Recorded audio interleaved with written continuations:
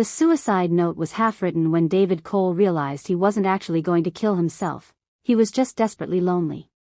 He crumpled the paper and threw it across his penthouse office, watching it land beside a stack of Forbes magazines featuring his face. Tech Titan turns 34, the headlines proclaimed. The Midas touch of David Cole. What they didn't know was that everything he touched might turn to gold, but gold couldn't hold him at night. David stood at his floor-to-ceiling windows, watching the city blur into a canvas of lights 40 stories below. He owned half the skyline he surveyed, yet tonight, surrounded by luxury that most people could only dream of, he felt like he was suffocating in silk. His phone buzzed with a text from Rachel, his girlfriend. Shopping in Milan. Miss you tons. Can't wait to show you what I bought.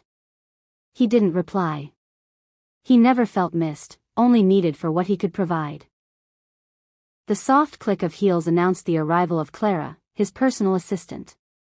She entered with her usual efficiency, tablet in hand, red lips perfectly painted despite the late hour.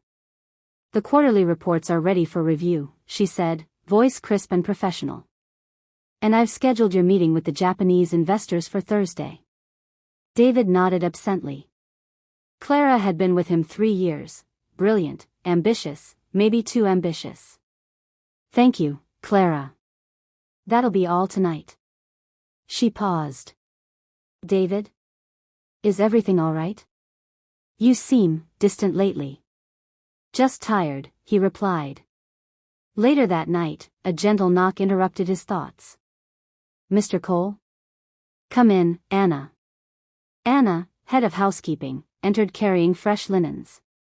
In her early 30s with kind eyes and calloused hands, she moved quietly, never asking for favors, never taking advantage of her position. David studied her face. Unlike Rachel or Clara, Anna had never once tried to use him. When he'd once offered to pay for her mother's surgery, she had refused. That's my responsibility, sir. I'll manage.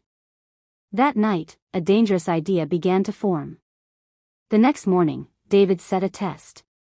Rachel, Clara, and Anna would each receive a platinum credit card with unlimited spending.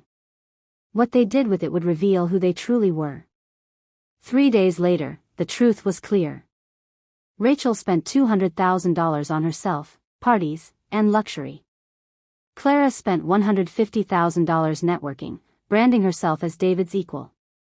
Anna spent less than $5,000, buying groceries, paying neighbors' rent, funding children's hospital bills, helping at an orphanage, reading stories to kids with a smile that money couldn't buy.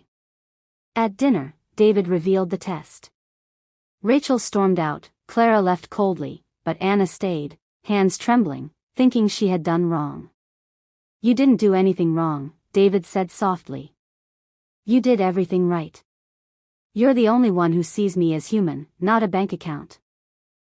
Months later, the penthouse was no longer a prison of marble and silence. With Anna's influence, it became a home full of warmth, children's laughter, and purpose. Together they launched the Cole Foundation, turning wealth into schools, hospitals, and hope.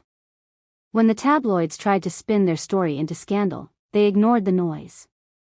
Their quiet love grew into a marriage, children, and a legacy built on compassion instead of greed. David had learned his mother was right, money reveals character, it doesn't create it. And in testing others' hearts, he finally found his own.